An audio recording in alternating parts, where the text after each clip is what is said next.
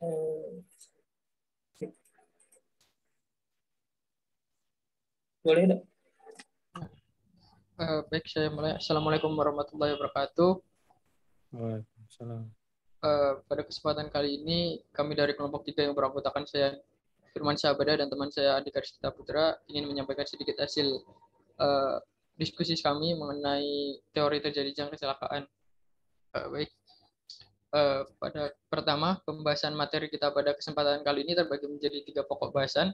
Yang pertama adalah pengertian dan definisi dari istilah kecelakaan kerja, keselamatan dan kesehatan, kemudian ada teori penyebab kecelakaan kerja dan studi kasusnya mengenai kecelakaan kerja. Baik, yang pada pokok bahasan yang pertama yaitu mengenai definisi. Nah, untuk definisi kecelakaan kerja sendiri merupakan kejadian yang tidak terencana atau tidak terkendali yang dapat berakibat dari suatu tindakan atau reaksi dari objek, bahan, orang, ataupun radiasi yang mengakibatkan cedera. Itu sendiri menurut Heinrich, Peterson, dan Ross.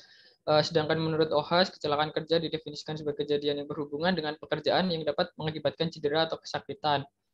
Baik itu menyebabkan kematian ataupun yang hanya menyebabkan cedera dan kerusakan lingkungan. Sedangkan menurut AS atau NSZ, kecelakaan itu sendiri merupakan kejadian yang tidak terencana yang menyebabkan atau berpotensi menyebabkan cedera, kesakitan, kerusakan, atau kerugian lainnya. Dan menurut Permenaker adalah kecelakaan sendiri merupakan suatu kejadian yang tidak dikehendaki dan tidak terduga.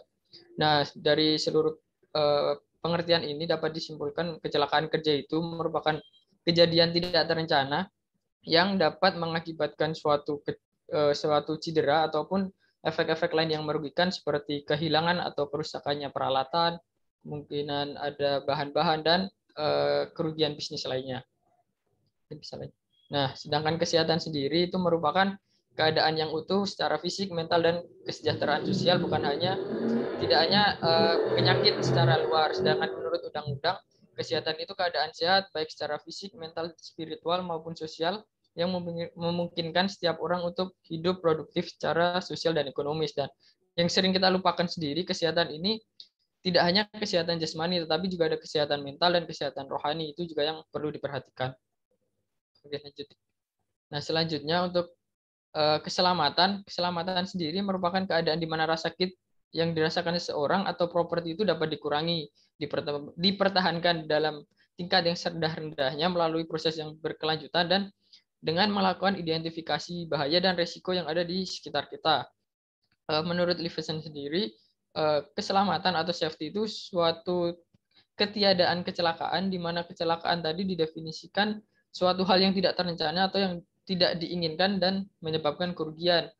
Selain itu, keselamatan juga didefinisikan sebagai kondisi aman, bebas dari bahaya dan risiko serta luka. Salah satu hal yang perlu diperhatikan dalam kita menjaga keselamatan atau safety adalah kita harus memastikan bahwa kita menggunakan perlengkapan yang sesuai dengan risiko yang ada di sekitar kita. Nah, selanjutnya keselamatan dan kesehatan kerja atau K3. Menurut pemerintah, Peraturan Pemerintah Nomor 50 Tahun 2013, K3 sendiri adalah segala kegiatan untuk menjamin dan melindungi keselamatan dan kesehatan tenaga kerja melalui upaya pencegahan kecelakaan kerja dan penyakit akibat kerja. Sedangkan menurut OHSAS 18001, K3 sendiri merupakan segala kegiatan untuk menjamin dan melindungi keselamatan dan kesehatan tenaga kerja untuk mencegah terjadinya kecelakaan. Sedangkan K3 adalah ilmu untuk antisipasi, rekognisi, evaluasi, dan pengendalian bahaya yang muncul di tempat kerja yang dapat berdampak pada kesehatan dan kesejahteraan pekerja serta dapat memungkinkan bisa dirasakan oleh komunitas sekitar dan lingkungan umum.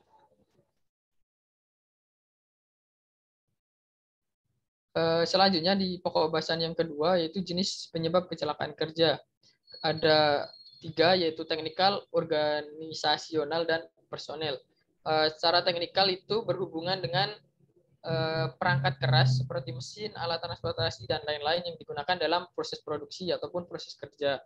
Kemudian untuk organisasional berkaitan dengan sistem manajemen seperti prosedur, instruksi kerja, rambu-rambu, dan lainnya. Serta yang ketiga yaitu personel atau berkaitan dengan sifat manusia yang bisa berasal dari kelalaian seperti tergesa-gesa, pelupa, kemudian tidak memperhatikan keamanan atau safety-nya. Lanjut.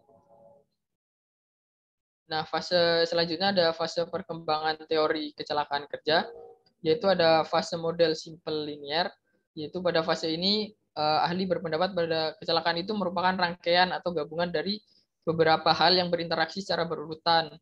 Sehingga kalau di teori ini kita dengan menghilangkan salah satu faktor itu bisa dianggap mengurangi atau mencegah dari terjadinya kecelakaan. Selanjutnya pada fase model kompleks linear ini beranggapan bahwa kecelakaan merupakan hasil kombinasi dari tindakan tidak aman dan kondisi bahaya laten yang sistemnya itu mengikuti garis secara lurus. Faktor yang paling jauh dari kecelakaan dijadikan sebagai perilaku dari organisasi atau lingkungan dan faktor di sisi lain sebagai perilaku manusia, di mana titik manusia itu memiliki interaksi paling dekat dengan kecelakaan. Pada model ini dikatakan bahwa kecelakaan dapat dicegah dengan fokus kepada memperkuat penghalangan dan pertahanan. Serta yang ketiga ada fase model kompleks non-linear.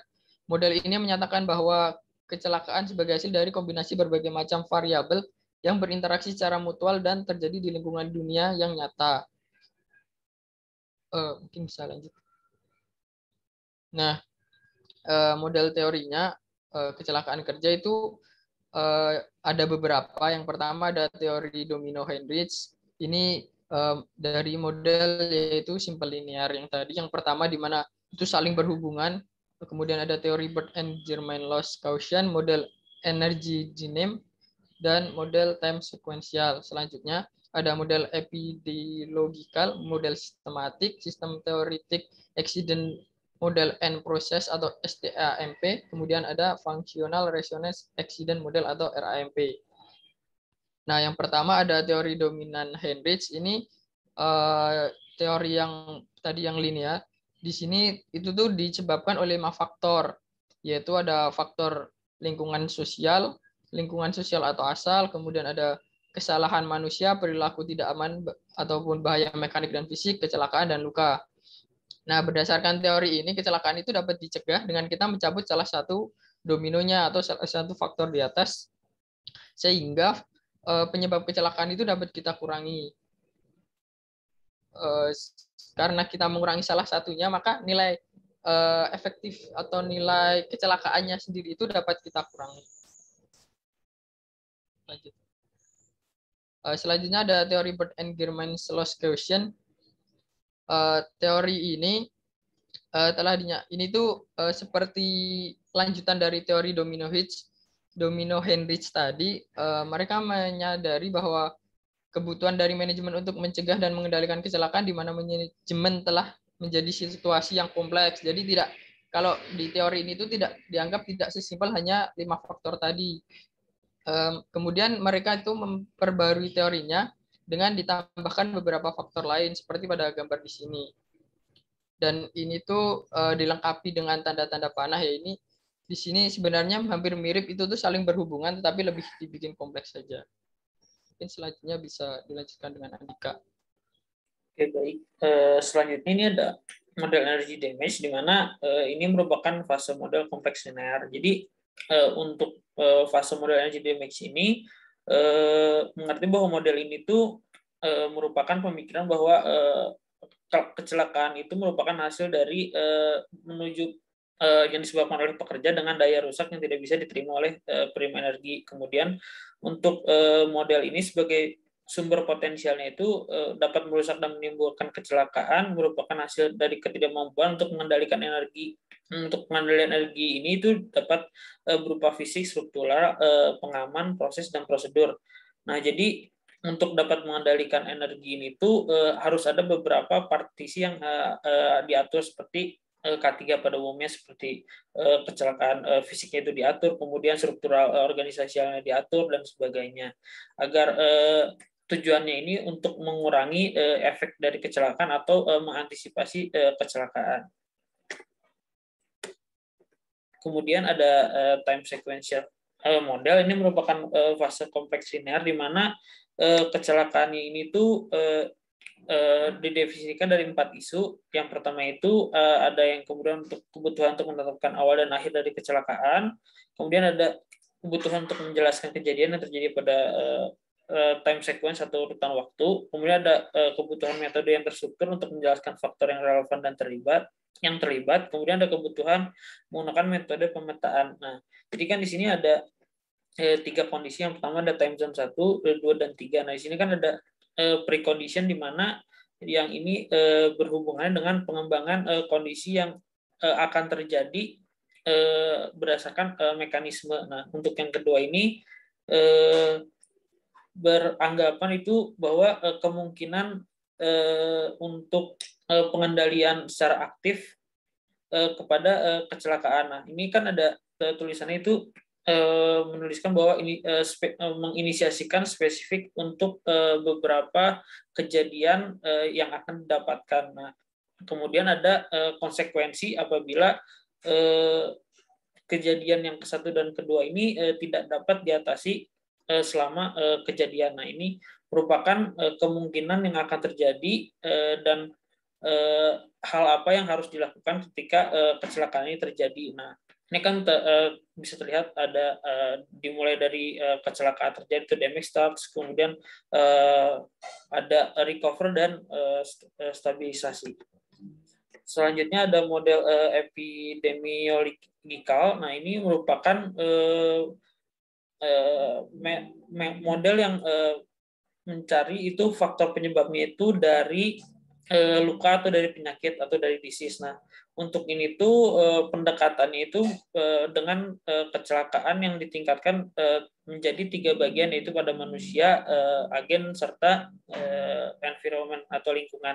Nah, menurut Banner, seorang praktisi faktor manusia dan psikologi dapat mengajukan model penyebab kecelakaan dengan prinsip mode epidemiologikal. Nah, model ini tuh menyatakan bahwa kecelakaan merupakan kombinasi dari faktor lingkungan dan agen yang memiliki efek negatif kepada organisme. Nah, untuk seperti gambar di samping itu merupakan ada beberapa penyebab kecelakaan yang disebabkan oleh seperti agen atau misalnya organisasional. Nah, itu yang dapat menyebabkan itu seperti infeksi akibat penyebab kecelakaan yang tidak sesuai, seperti misalkan kayak begini, ketika misalkan seorang orang yang menjaga ruang radiologi di rumah sakit itu kan dia ada peraturan bahwasannya tidak boleh lebih dari 4 jam kerja. Nah, apabila rumah sakit tidak menyebabkan itu kan akan berdampak panjang bahwa si orang ini dapat mengidap kanker dan sebagainya. Maka dari itu model ini tuh bisa ditetapkan di seperti model-model yang seperti itu agar dapat mengurangi kecelakaan kerja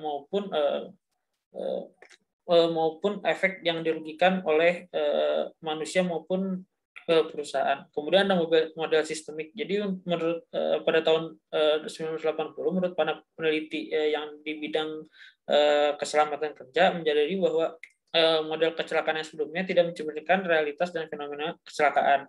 Nah, menurut Banner menyatakan bahwa realitas yang ada harusnya juga mengakomodasi kejadian yang non-linear. Nah, model kecelakaan sistemik ini menguji bahwa ide kegagalan sistem lebih berkontribusi terhadap kegagalan manusia dalam kecelakaan kerja. Model ini menyatakan bahwa kecelakaan tidak terjadi dalam lingkungan yang sistemik yang terisolasi atau secara berurutan seperti model simple linear. Nah, menurut James Harrison menerima bahwa kecelakaan tidak melulu disebabkan oleh kesalahan individu. Jadi seperti yang dijelaskan tadi, ini kan merupakan pengembangannya, di mana bahwa manusia itu tidak bisa menyebabkan kecelakaan kerja itu total, bisa disebabkan oleh sistem, bisa disebabkan oleh organisasional. Nah, untuk yang sistemik dan lebih luas, jadi si James Harrison ini mengemukakan model sistemik ini. Nah, seperti yang kita ketahui di gambar samping ini, terdapat beberapa lubang. Maka dari itu untuk menghindari kerugian ini bisa menutup beberapa lubang, seperti misalkan ada kejadian di mana yang merupakan yang pertama ini adalah mesinnya. Nah, untuk mesinnya ketika itu kan merupakan suatu tindakan tindakan bahaya apabila digunakan oleh manusia kembali. Nah, ini misalkan diibaratkan manusia di yang kedua. Nah, apabila manusia ini sudah melakukan tindakan preventif untuk lebih melakukan maintenance terlebih dahulu dibandingkan dengan produksi terlebih dahulu, maka kejadian yang selanjutnya untuk mengalami kerugian lain itu dapat diantisipasi. Nah, ini merupakan yang keduanya atau model sistemik penjelasan selanjutnya, bahwa model SWIS ini dikembangkan dari model recent system safety. Model ini memberikan dampak besar pada dunia K3 karena telah membuat fokus investigasi yang berubah dari penyalahan man atau individu kepada pendekatan yang tidak menyalahkan dengan lebih merepresentasikan dengan kegagalan faktor dari seperti mesin, terus prosedur kerja dan sebagainya. Nah, untuk di sini tuh ada beberapa kejadian yang dapat diantisipasi atau dapat diolah sehingga dapat mengurangi tingkat kecelakaan kerja, seperti dimulai dari organisasi, kemudian ada manajemen di mana itu dapat mengurangi error producing serta kerusakan producing. Nah, terus kemudian semuanya ini dapat diatur oleh organisasi seperti yang digambarnya, ada workplace dapat diatur organisasi, kemudian personnya juga, dan benefit barriers atau hal yang dapat mencegah dari perkembangan yang dituju dari error producing dan violation yang telah diuraikan dari sebagai faktor-faktor teknikal kegagalan seperti ini. Nah, kemudian ada model STEM. STEM ini merupakan model investigasi kecelakaan yang dicetuskan oleh Leveson. Model ini memiliki fokus terhadap penyebab pengendalian risiko gagal untuk mendeteksi atau mencegah perubahan yang kemudian membawa kepada kecelakaan. Leveson mengembangkan metode klasifikasi untuk membantu identifikasi faktor yang berkontribusi terhadap kecelakaan dilihat dalam sebuah sistem yang berkaitan. Model ini tuh menggunakan pendekatan Bayes dan defense kepada pencegahan kecelakaan, didesain sebagai indikator performa keselamatan kerja yang proaktif dan leading. Nah, model ini ternyata memberikan efek sedikit lebih baik dalam komunitas K3. Menurut Rowling dan Hell menyebutkan bahwa terjadinya STEM ini tidak memberikan jembatan atau praktik pengumpulan data keselamatan kerja yang saat ini dengan metode STEM. Seperti yang dijelaskan pada gambar di kiri ini kan ada beberapa kejadian yang dapat menyebabkan kecelakaan gitu. Nah, untuk ini kan ada beberapa tahapan agar dapat mencegah kecelakaan, seperti untuk menguraikan dengan model STEM ini bisa menggunakan model Fishbone atau beberapa faktor yang dapat menyebabkan kecelakaan itu dan digolongkan dalam kategori yang sudah ada di sini. Nah, ini kan bisa diatur juga seperti misalkan menyesuaikan dengan keperluan perusahaan. Nah, di sini kan ada accident analysis atau near miss dan sebagainya. Nah, itu tuh biasanya terjadi di bagian operasi karena sudah berhubungan dengan pekerja dan atau banyak tangan sekalipun, maka dari itu banyak kejadian kecelakaan itu di bagian operate. Nah, kemudian ada frame. Jadi frame ini merupakan model investigasi berbentuk 3 dimensi yang bergerak menjauh dari model linear yang berurutan. Nah, model ini menyadari bahwa faktor-faktor yang ada seperti manusia, teknologi, kondisi laten atau kondisi yang tidak terlihat, dan penghalang tidak dengan sadar berkontribusi terhadap kecelakaan. Model frame ini menyajikan pandangan tentang bagaimana beragam fungsi dalam organisasi dapat dihubungkan dengan fungsi lain yang bertujuan untuk mengerti variabilitas dari setiap fungsi dan bagaimana variabilitas tersebut dapat dimengerti dan diatur. Nah, fungsi dalam frame ini dikategorikan sebagai input-output, kondisi sebelum, sumber, waktu, dan kontrol. Variasi ini dalam sebuah fungsi dapat berdampak pula pada fungsi lain. Seperti yang terlihat pada gambar di sebelah. Nah, ini untuk merupakan studi kasus dari pengembangan teori runtuhnya Rana Plaza. Jadi Rana Plaza ini itu merupakan gedung yang ada di Bangladesh, di mana gedung ini tuh mengalami runtuh akibat dari ulah development yang melebihi batas maksimal gedung yang distandarisasi oleh bagian teknikalnya. Nah, ini merupakan identifikasi. Jadi dengan metode yang seperti yang di awal itu metode domino, menurut saya.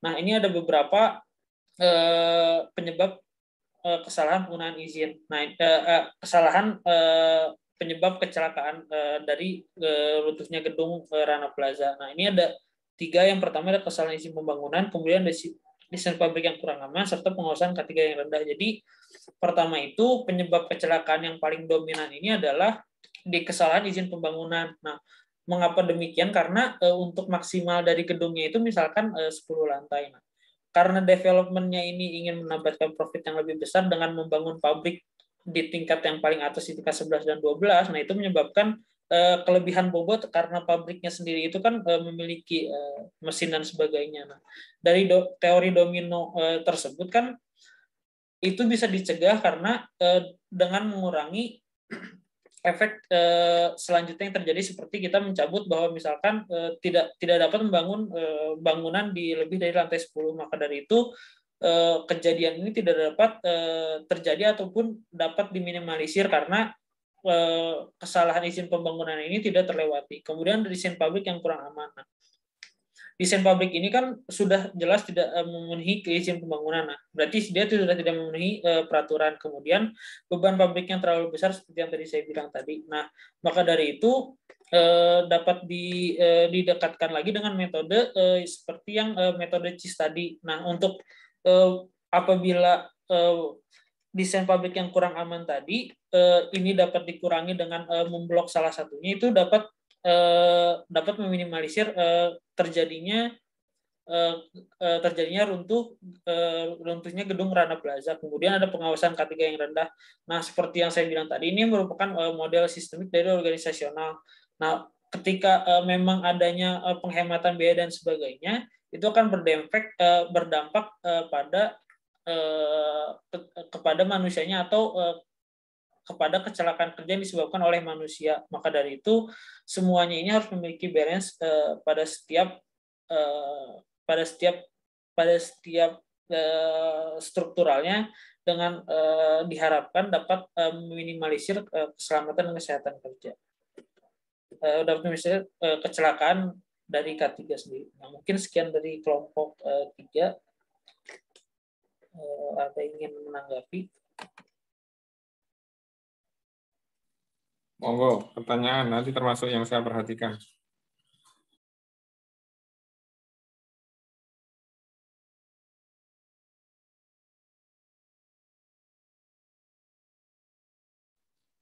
Kalau tidak ada, mungkin rekodnya ditutup dulu, disimpan, Andika.